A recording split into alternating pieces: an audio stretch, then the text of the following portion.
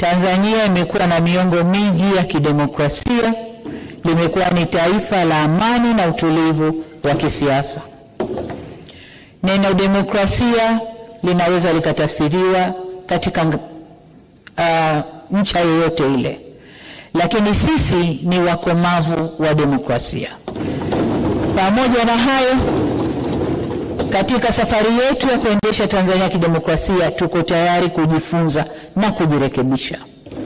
Hivyo basi, niwaombe makundi yote ya Watanzania, hasa vyama vya siasa, tukae pamoja, tuzungumze, tuangalie tumekosea wapi, turekebishe, tuende na safari yetu ya taifa lenye amani na utulivu.